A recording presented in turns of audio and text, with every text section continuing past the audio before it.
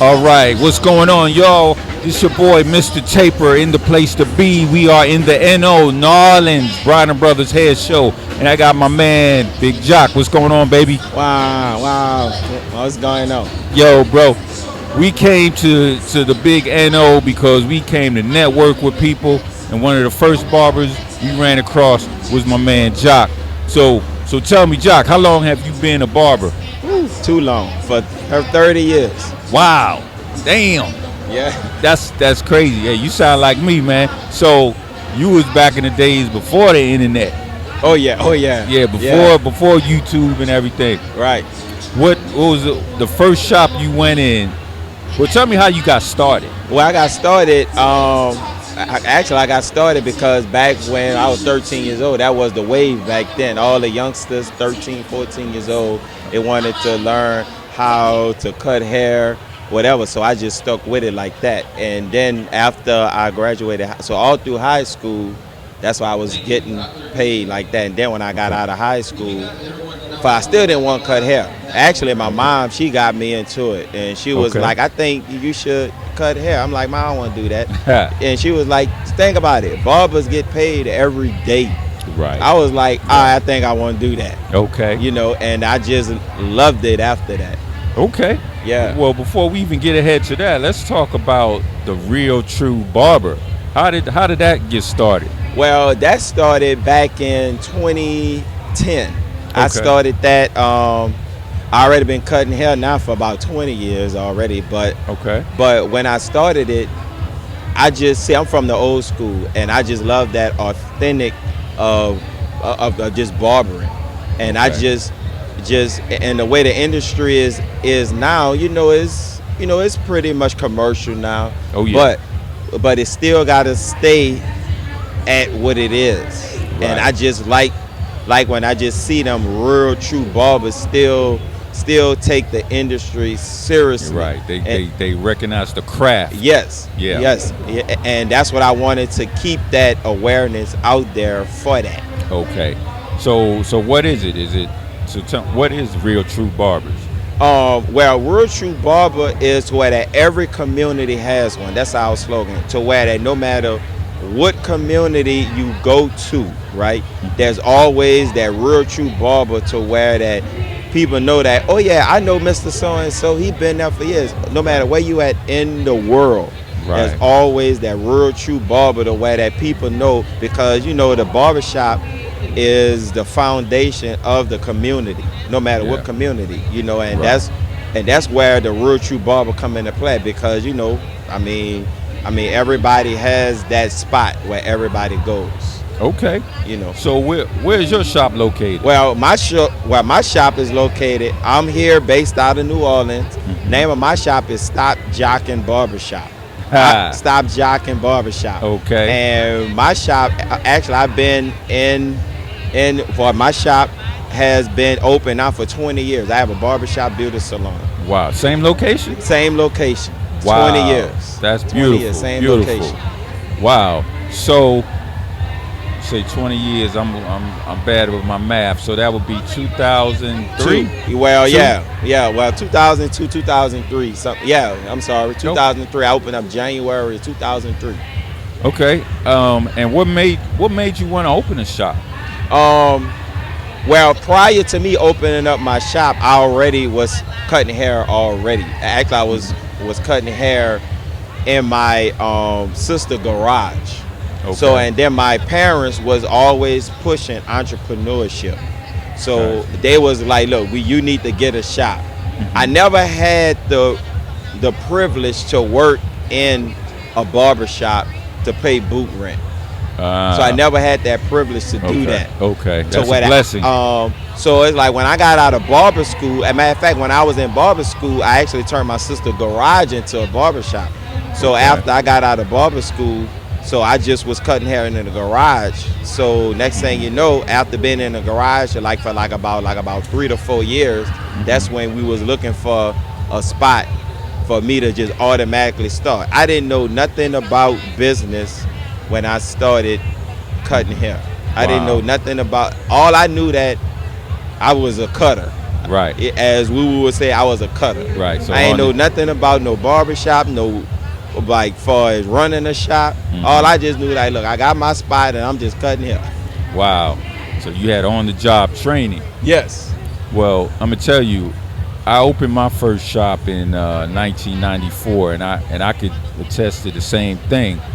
But with you being out in New Orleans, was it a lot of competition for you? Yeah. Yes, Okay. it was, because when I started cutting hair, well, when I opened up my shop, I already, because I was a new kid on the block. Okay. So where that they already had shops already popping already. Right. They already had shops up and coming. So I was just new. Honestly, what helped me, because Hurricane Katrina happened in 2005. Okay. So I already was open up 2 years prior. So I was like, I don't want to say struggling, but I was a new shop. Right. So Hurricane Katrina for my business was a blessing and a curse, kind of like Okay. a bittersweet type thing. Okay. And my shop got flooded out. Like I had like 6 feet of water Damn. in my shop. 6 feet of water. So it was up 6 feet of water. Yeah, 6 feet. So Damn. so what happened was, so after Katrina, I had a slight advantage over most barbershops because I owned my barbershop. I wasn't paying rent. I actually owned it. Oh. So Okay. So I got back like 3 months after Hurricane Katrina. So I got Okay. back. Matter of fact, I was in Atlanta for 3 months. Okay. I was in Atlanta because I evacuated to Atlanta. Okay. So I was out there. So I came back here 3 months after Hurricane Katrina, opened up my shop so I can get that advantage over all the other barbershops. Wow. And sure enough, that paid off because I was like in my neighborhood, in my area, I was the first and only barbershop open for like about 3 years after Hurricane Katrina. Oh shoot. 3 years. You didn't have no competition for 3 years. I ain't have no competition for 3. So I already Wow. cornered the market Right, already right. by coming back and opening up because I knew I was a fresh shop already prior. I was like, man. So I hurry up and open back up. Okay. Get back here, be like, even though they wanted me to stay in Atlanta, I was like, no, my home base is New Orleans because I have no competition now. Right. That's beautiful, man. Yeah. Man, I remember Katrina, man. I remember I met a barber from New Orleans and he didn't have anything, man. I gave him a pair of Masters. Right. You know what I mean? I was I like, ain't had nothing either. I lost everything. yeah, man. Damn.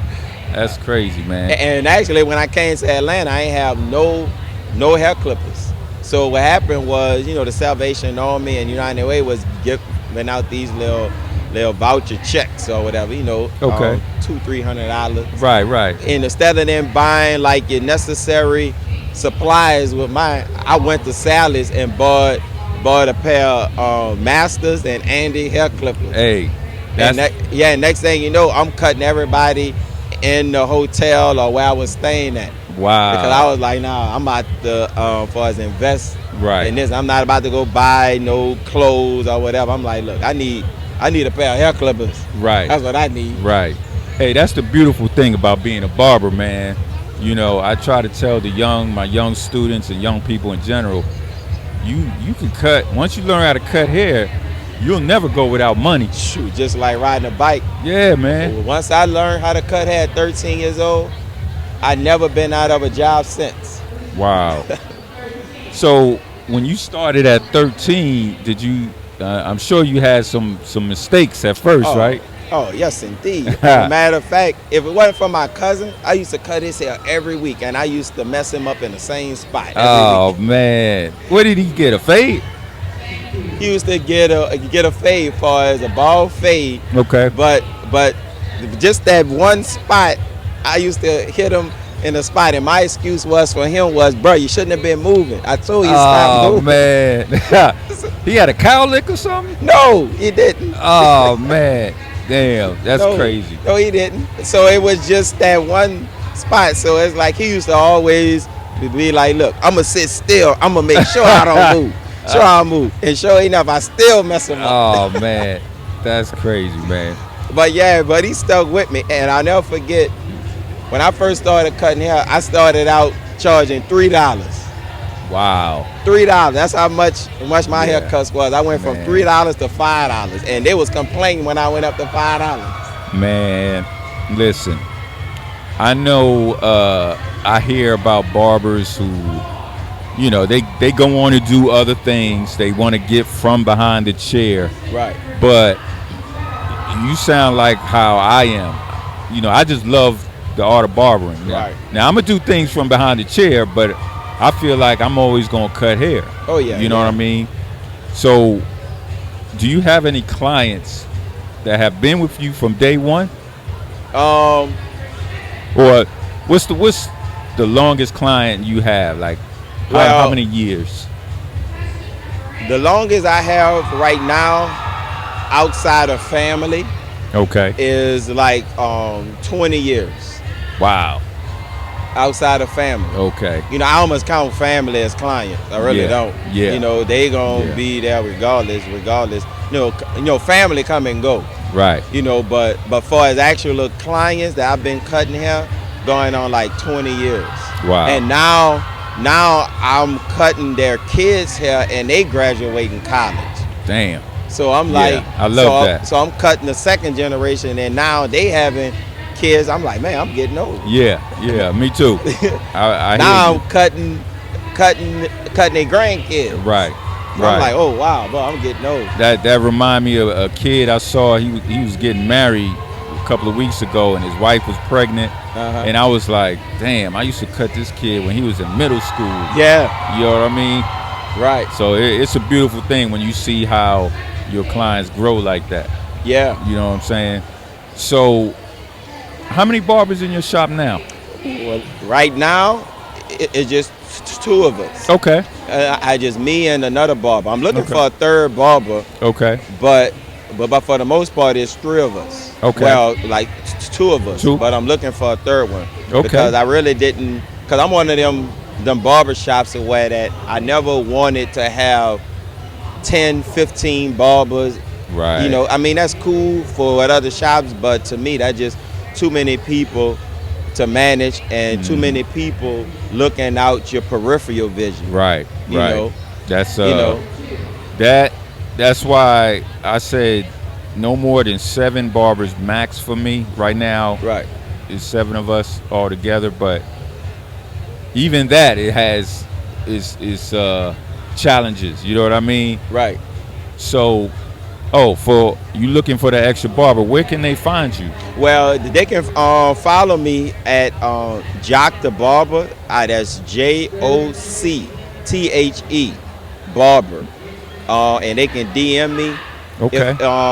If they're interested, or if they're thinking about moving to New Orleans and they Okay. need a spot. I mean, I'm available. I mean, I got a spot available. So, Okay. and then at my barber shop, I have a lot of other businesses there under one roof. So, Okay. and that's another reason why, like, I downsize, because I have a beauty salon, I have a coffee shop. As I do my own t-shirts, I have a t-shirt shop. I do my own t-shirts. I have a snowball stand. I have an outside venue spot where I rent out.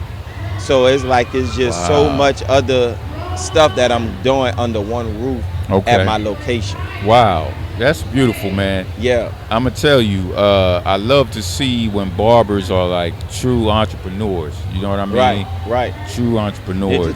So, and I just feel like, even though I've been cutting hair now for 30 years, the way it's going, the industry and the way technology and everything, it feel like I'm just getting started. Right. I feel you. I feel brand new in this game compared to, the younger barbers, how, the energy and the new ideas that they doing now with all the spray, and then with the videos and the TikToking and the social media and the way they branding themselves. So it's like, now I gotta pretty much keep up with them now. Right. They don't have to keep up with me. Right. I gotta keep up with them. Right. So I just feel like I'm just getting started. So it's like, I hear a lot of barbers talking about they get burnt out, who've been cutting hair for years. Okay. Get burnt out, this and never. But those are barbers who don't take vacations. oh yeah, you got to take a vacation. Oh yeah. Because I used to be the barber who cut every day. I go somewhere every 3 months. Good. Because I Good. have it budget to where that I have a budget to Okay. where that I save up, let's just say like $2,000. Okay. And I just find somewhere, all right, where I can go at for $2,000 Okay. every 3 months. So I'm taking at least about 4 times a year. Hey. I'm going somewhere. Hey, that's what's You up. know. Because those, I mean, we could do a whole show on barbers that burn out Oh. and barbers not taking vacations, because you ever been cutting and you haven't taken a trip, you haven't taken a vacation, and then you find yourself getting irritated at one of your picky clients? Yeah. You know what I mean? So you got to give yourself that, that chance to recharge. You know what I mean? Go to an island or just go down, go somewhere.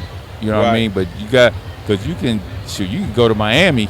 That's not that expensive. You know what I mean? So to all my barbers out there, don't get into the whole chasing the money thing. Oh, no. You got to give yourself that time to recharge. So I also always remember this, or what I always was taught: money do not come with instructions. Money don't come with Yeah. instruction. Yeah. Money only comes with advice. So you know how like advice works. So it's advice is optional. Okay. Because instructions are mandatory. Mm. So it's like, just because you got $1,000 and somebody give me $1,000, it's not gonna come with no instructions. Right. So you take your $1,000 and you decide to do something with it. I take mine. You might think I'm better than you, but I'm not. I just made a better, wise choice than you. Right. It's not that I'm because my money came with instructions. Right. And sometimes you got to be taught how to manage money. Some people Right. money does come with instruction Right. based upon their upbringing. Right. Some people, they got to pretty much learn how to manage money because they never was taught that. So, That's true. But some people makes money all the time, but they don't keep money. Hey, that's words of wisdom from my Oh, man yeah. Jock the Barber, boy. Oh, yeah. So check it real quick. What's your favorite clipper that you're using right now? Well, let me say this.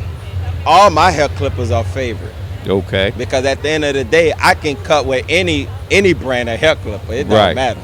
But the ones I'm using preferred now, because I switch out every 3 to 4 years Yeah. to yeah, what me I too. use. So right now, I'm using the Barber brand, Okay.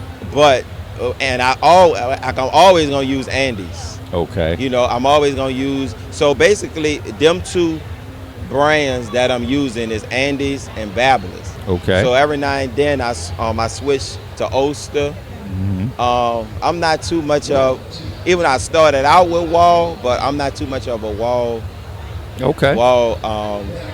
person. Okay. Even though they make some good hair clippers, but I normally just sticking to Barber's and Andes for right now. But Andes will always be my go-to because that's how I started out. Right. Right. know. Isn't it amazing how Babyliss has basically taken over Yeah. in the last couple of years? Yeah, and that's all about marketing at the Yeah. end of the day. Marketing, but they got a good product. Oh yeah, yeah. They got a good product. So and they constantly reinventing themselves. Yeah. So yeah. I mean, I like Babylon. So shout out to Babyliss for doing your thing. Oh yeah. Oh yeah. All right. So I know Joe said y'all couldn't really talk about it right now, but y'all got some big things coming up real soon. Oh yeah, right? yeah. I can't wait till when I Oh, can yeah. announce it. You know what I mean? Oh yeah. But just for everybody, Just know it's going down. it's going down. So Yeah. okay, man. Once again, let them know where they can find you. Well, they can find me on my Instagram page at Jock the Barber, JOC THE Barber, or my other page, Real True Barber, and far as either one, and they can DM me or any messages or whatever if they have any questions or concerns or anything. They can find me there. That's what's up, man. I appreciate you. Thanks, Jock. All Right, y'all. Mr. Taper's Barber's Life, and we had a great time in New Orleans, man. We met a lot of good people, great energy, and we will see you at the next hair show. Peace.